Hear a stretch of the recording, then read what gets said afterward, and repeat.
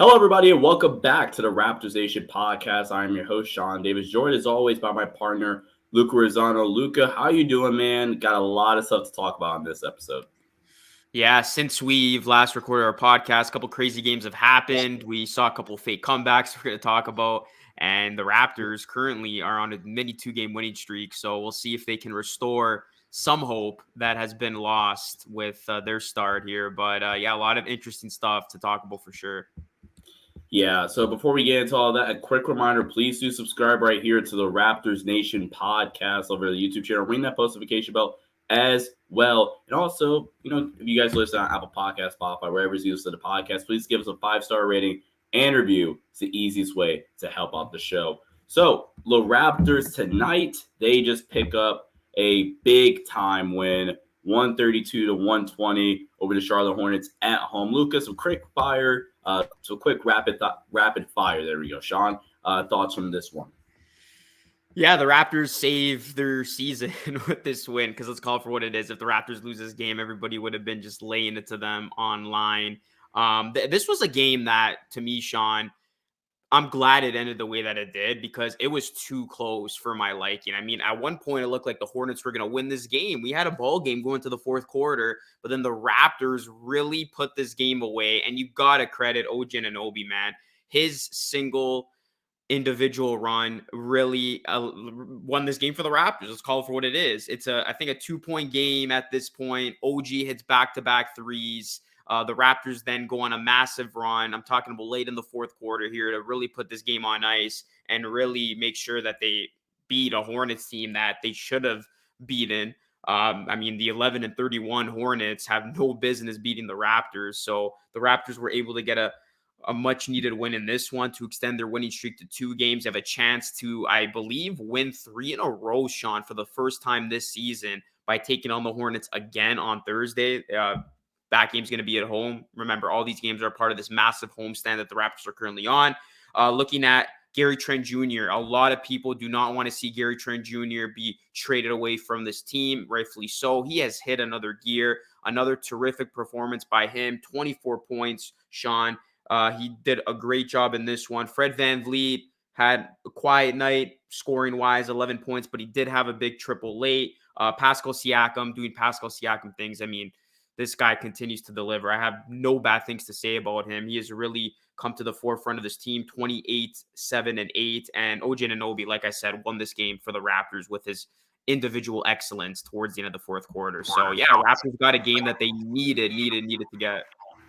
Yeah, absolutely. Like you mentioned, 22 points, 6 of 7 from 3 for OG tonight, and that was the difference, right? This Charlotte Hornets team can light it up if they want to from beyond the arc. The Hornets shot, they made 15 threes tonight, but the Raptors made 23 pointers. So yes, you heard that right. This Toronto Raptors team knocked down 23 pointers. Like I said, OG 6 or 7, Gary Trent Jr. 4 for 10, Pascal hit 2, Fred hit 2. Also, Fred VanVleet doing some other things tonight. 7 boards, 8 assists. Only shot the ball 10 times. Has been shooting the ball so well as of late. So, that makes some sense.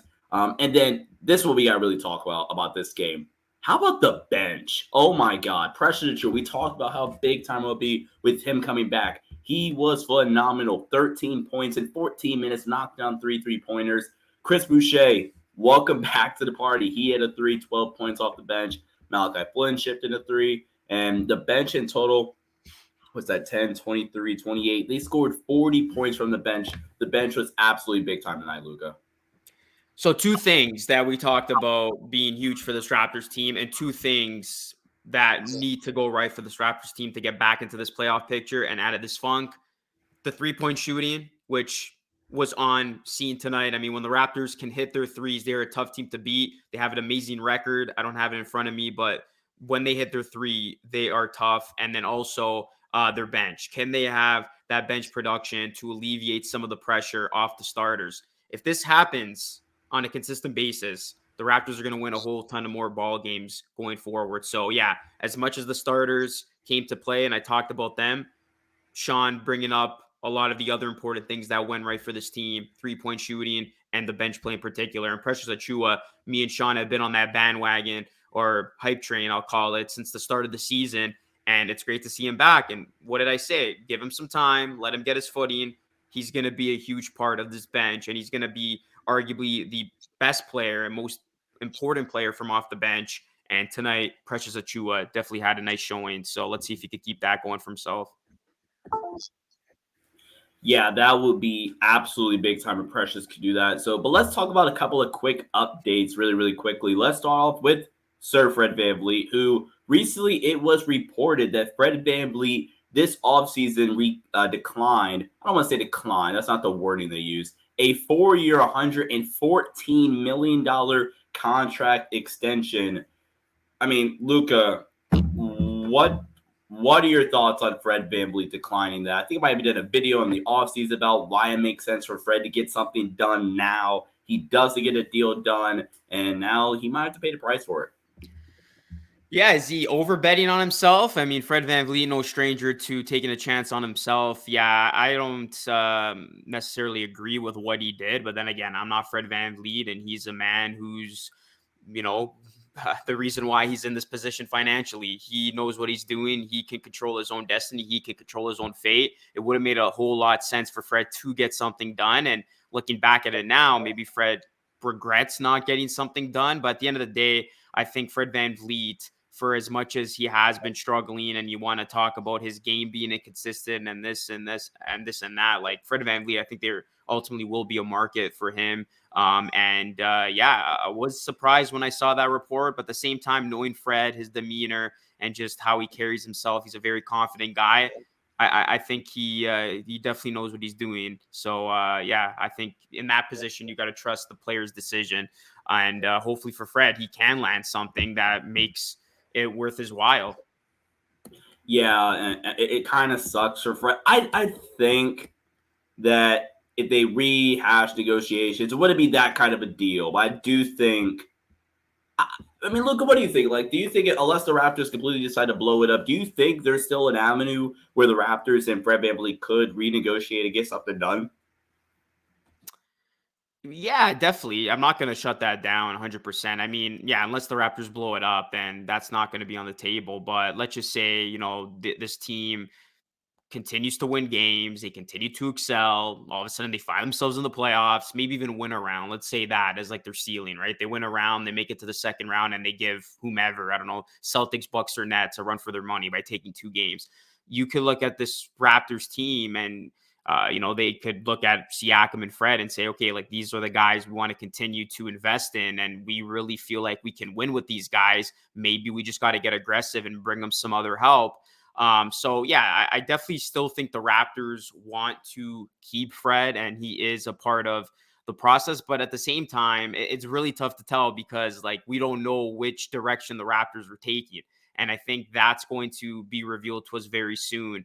And is this a team that believes it can win now, even though they're operating on 2 different timelines? Can they get aggressive, bring in some help, and then all of a sudden you have a chance to go for it? Or does this team view it the other way where, yeah, Fred, Siakam, these guys are just on different timelines. They want to build towards the future, guys around OG, Gary Trent Jr., and Scotty Barnes. So very tough to tell at this point. But I think if I had to guess, I would still say the Raptors do want to bring back Fred VanVleet. That's if everything goes amazingly well for this team from this point on.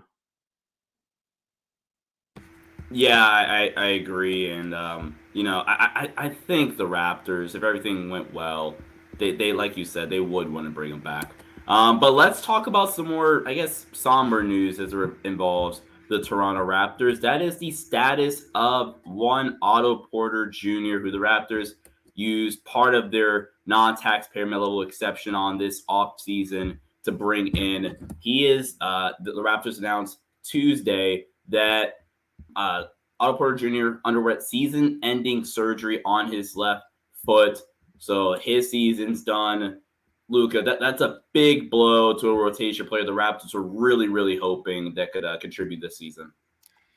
Yeah, just no other way to put it. I mean, anytime you go out there and get a key addition in the offseason that you think is going to help your team, especially in the playoffs. I mean, Otto Porter Jr., let's not forget, he was a huge part of that Warriors bench in the playoffs, hitting a couple big shots for them, really found his own, and he was instrumental. So the Raptors were hoping to get that a part of their team for the season. Never really got off to the right foot. Sorry, no pun intended. I didn't mean to say I didn't mean to do that. Wrong foot, Luca. Wrong foot. All right. That's funny. But yeah, like just sucks. And it sucks for him because I guarantee you Otto Porter Jr. wanted to contribute very well to this team. And from a fan base of this Toronto Raptors team, I mean, you wanted to see Otto Porter Jr. get the opportunity to play. And he would have been a huge part of this team if healthy. He's a guy who can hit shots. He's a veteran. He knows what it takes to win. And yeah, I mean, there's no other way to put it, but just very unfortunate news. It sucks indeed. And yeah, the Raptors thought they were going to get a huge piece this offseason and ultimately ended up being a very disappointing end on both sides. Yeah, I mean, Otto Porter Jr., just a 3-and-D wing, like you mentioned, a guy that is a really high – you got to be a high IQ basketball player to play in that Golden State system and be effective in it. And I thought he really could have, made an impact for this Raptors offense this season. It sucks. I believe he has a player option, so you can almost guarantee that he's going to pick that up, i.e. Kendrick Nunn for the Lakers. You have an injury, you get out for the year, pick up the player option. Just makes a ton of sense on that front. So expect Otto Porter Jr. back next season unless they somehow found a trade for him this offseason. I highly doubt it unless he's like filler salary. So I would expect Otto Porter Jr. back next season for the Raptors. All right. The Raptors. I actually do want to quickly add one thing. So Bobby Marks did say that Toronto has until January 15 to apply for a disabled player exception for Otto Porter Jr. The exception would be worth $3 million, so 50% of his current salary. The approval process will focus on if the season-ending left foot surgery would sideline Porter until mid-June. So that's Bobby Marks. Gotcha. Who the Raptors? Oh, that'd be interesting to see potential candidates for that the Raptors could go get. Let's talk about the Raptors' recent stretch of games, the games they have coming up. So, ironically, in the last pod, we said the Raptors had to go 4-2 in this 6-game stretch. And after the first 2 games, I'm not going to lie to you. After the Bucks game, I jokingly texted Luca. I said, what the heck was this game? I almost recorded an emergency podcast. I'm paraphrasing, but that was basically what I said. And then after the Knicks game, I said, okay, blow it up. And then the Raptors win back-to-back. They beat the Blazers, a game I didn't really expect them to win. And then obviously they beat the Charlotte Hornets tonight. Luca, I mean, we said 4-2. First off, do you think the Raptors can hit that 4-2 benchmark? And you talked a little bit already, like they could potentially get 5 straight wins somehow.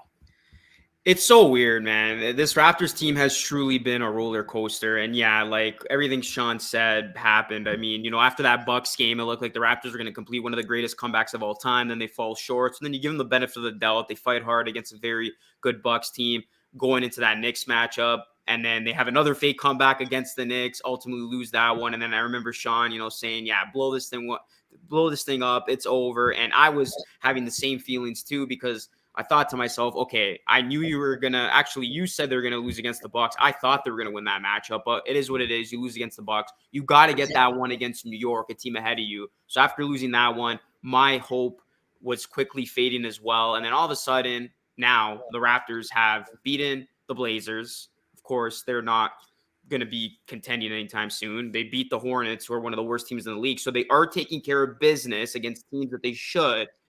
And now you look at the schedule, Sean, it's looking very favorable. So you have the Hornets again, who they should beat to extend their winning streak to 3 games. And then you got the Hawks, who the Raptors have looked very good against this season. I know they lost that heartbreaker of a game against Atlanta in Atlanta, but that's a game they could take as well. And then you got the Knicks, a game that the Raptors could have won last Friday. So you go from talking about disappointment, fake comebacks, blowing this thing up to a potential 5-game winning streak. Let me ask you this, just to throw it back at you, Sean. Given everything that's gone on, kind of the banter on both sides of it, should the Raptors blow it up? Should they stick it out? If the Raptors do go on to win these next couple of games, not even a 5-game winning streak, let's just say they hit that 4-2 quota, which they still can, that me and you both talked about being the threshold needed, then where's your mindset at for then? All of a sudden, are you optimistic again? Are you hopeful? Because that could be a real possibility where the Raptors could end up 4-2 on this homestand.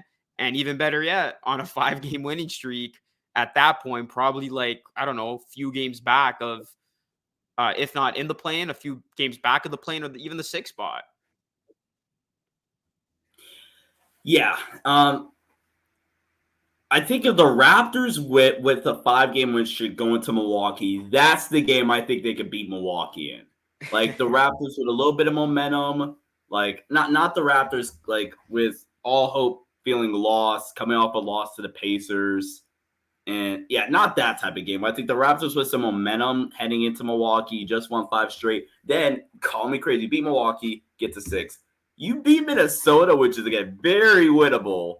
The Raptors could win like 7 straight, and then you host Boston or whatever. I'm getting ahead of myself here, but I mean, I think this is the biggest thing. I think you need, if I'm the Raptors, for me to have confidence back, you got to win these next 3. You got to win these next. Yeah. You got to beat Charlotte, you got to beat Atlanta, you got to beat New York. Yeah, and whether or not you beat Milwaukee or not doesn't matter. It's how you play against Milwaukee. Can you like go a full 48 minutes of like it really feeling like, okay, the Raptors make a couple of shots, they could probably steal this game. Like that's what that Milwaukee game has to feel like. I don't really care if you win that one because that's one you're technically supposed to lose. But you win these next 3, you improve to 21-23, only 3 games back of 2 games under 500. Excuse me. You go into Milwaukee, and you like second night of a back-to-back to third game in 4 nights. And you're like I just mentioned, like you're in it. You're a couple shots away, it feels like, the entire game from winning. Then I'll have my confidence back from that. But that's like my strict criteria of what it needs to feel like. Yeah, I'm pretty bang on with that. I think just having the 5-game winning streak in essence, if they go on to win these next 3, they obviously have 2 in their back pocket. I think the hope would be restored. And then, yeah, going up against Milwaukee, that's going to be a big matchup. And we said it too on a pod earlier. We're going to know a whole lot closer to that West Coast trip and how the Raptors are, what their record looks like once that West Coast trip begins. That's basically going to be your answer on whether or not this season has been saved for the Raptors. Because if the Raptors, like we're predicting, go on this winning streak, they're playing teams like the Bucks hard. I think they have a matchup against the Celtics in there as well. And then you get to that West Coast trip and they're, I don't know, like maybe a 1 game below 500 or at that point, back at 500, dead even, or best case, maybe a game above. Then you can see, okay, this Raptors team, they are turning the tide. Is management going to get aggressive now and now add to this team instead of subtracting? Or it could go the other way. For all we know, the Raptors could go on to lose against the Hornets because, like, let's call it for what it is, Sean. The Raptors could have very well dropped this game against the Hornets on this Tuesday night. And then, I don't know, they lose against the Hawks. They lose. Let's just say they lose 2 of their next 3. Then I think at that point, just given the strength of their schedule, the Knicks, the Bucks, the Celtics, the Timberwolves, then you're not feeling confident again. And then you're back on the conversation of, okay, like, how can we now start building? And instead of adding, is this team going to subtract at the deadline? So I guess it's kind of a cop-out answer. We just have to wait and see. We really, I know I've been saying this from the start of 2023, but these next, let's call it, I don't know, 5-game stretch, very crucial. Just because the Raptors keep tiptoeing on each side, I think this next stretch of games will determine a whole ton. If the Raptors can build momentum, get on a winning streak, I think, okay, here we are. We're going to go for it. We're not going to blow this thing up. But yeah, if they start dropping these games, let's just say they lose against the Hornets and the Hawks, I think at that point, you can't keep flip-flopping. You got to definitely say, okay, this thing isn't it. We got to subtract. Right. And the Raptors got a brutal, like we already mentioned it, man, like a brutal trip coming up. January 25th to February 5th. All road games. It's going to be brutal. So, man, oh man. Luca, before we wrap things up here, what's the biggest key to success for the Raptors heading into these next few games to try to extend this win streak? Yeah, I touched on it at the start of the show. 3-point consistency, got to be able to hit that three ball. If they can have similar nights like they had tonight against the Hornets, they're going to be in all of these games. And the bench play. I mean, I cannot emphasize that enough. Having key contributions from guys like Boucher, Achua, even guys like Christian Koloko, who logged 21 minutes, Malachi Flynn, can he get his production up a little bit too, especially with Fred VanVleet not only struggling, but not taking a lot of shots tonight, looking to set his teammates up, which, by the way, when Fred is more assertive, I think it helps his team tremendously because for the most part, you know what you're going to get from your starters. And we haven't even talked about Scotty Barnes. He did only have 7 points, 7 assists, 5 rebounds. I think you can survive. Let's call it for what it is, Sean. I think it's safe to say Scotty Barnes is having a sophomore slump. I don't know if he could break out of this. It might be one of those things. You just got to live with it. And I really think this Raptors team for this season can survive without Scotty being his best. And I know a lot of people have been coming at Barnes, this and that, but look at the other sophomores who have not had Evan Mobley scary years they had last season. Evan Mobley, Kate Cunningham, granted he's hurt. I don't know what Jalen Green has been doing, so I can't really comment on him. But all in all, like Giddey's struggled at times. You know, Giddey's played a lot better recently, but Giddey has struggled at times. Yeah, so these are all great points, right? So I think the Raptors can survive this sophomore slump. So yeah, can they get, we're going to get from guys like Siakam, OG, Gary, can those be like the three guys who are going to consistently bring it from a production standpoint? Because Barnes and VanVleet have just been hit or miss at this point of the season. And then, yeah, can the bench really alleviate a lot of that stress like they did tonight? And then that 3-point shooting, I think, is the number one thing. I mean, when this Raptors team can hit their three ball, it just makes them so scary, and it truly makes them a tough team to beat. And we saw in those comebacks, right? Like they were locked down defensively, and they were hitting big shots to get them back in those games against Milwaukee and New York. So, yeah, it's going to be interesting to see how this team fares over the next little bit. But yeah, there's a little bit of hope left. I mean, the hope tank. We should have a little graphic here. It's that. Can we really quickly just talk about how crazy of a shot that was by Gary Trent Jr. against Milwaukee? Like that whole sequence was just insane. Like you get the steal and the layup, and then I think what was Milwaukee misses a shot. Gary comes down, just like I don't know how he makes the shot, just like shoots a ridiculous shot. It's a flagrant one. And man, that whole situation was insane. Everything went perfect for them. And I mean, when Gary Trent Jr. shoots the ball like this, man, he is one of the best pure shooters. And really, I would have loved, and I don't want to live in the past here, but just, you brought it up. I would have loved for Gary Trent Jr. to take that shot in OT against the Bucks again. I mean, come on. The guy got you there.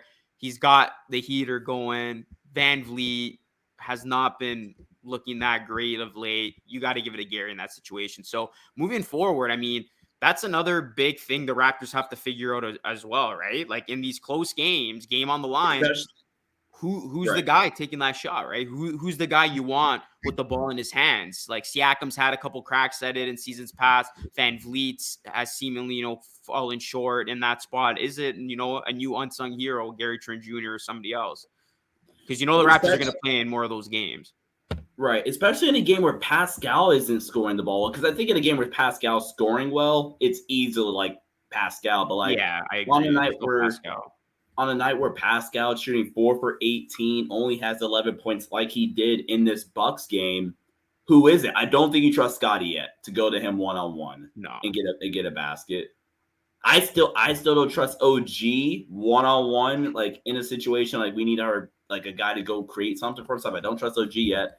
So like you said, like it Gary or Fred, and I mean that's why like when Fred is playing well, it makes it so much easier because it's like, okay, like we could draw something up for Fred maybe, and then Gary could be like a secondary option, but it's tough. It's for sure tough. But Luca, thanks for breaking it all down with me as always. We'll be back later on this weekend to recap this wild stretch of Raptors basketball. Again, they play the Hornets tomorrow at the time of this recording or time of release. They play the Hawks Saturday night. So strap up, Raptors fans, and then they play the Knicks Monday night before. And that's actually a mini road trip. They come back home for 2 games, and then the gauntlet out west begins. Luca, thank you so much. And until next time, everybody, stay safe and see ya.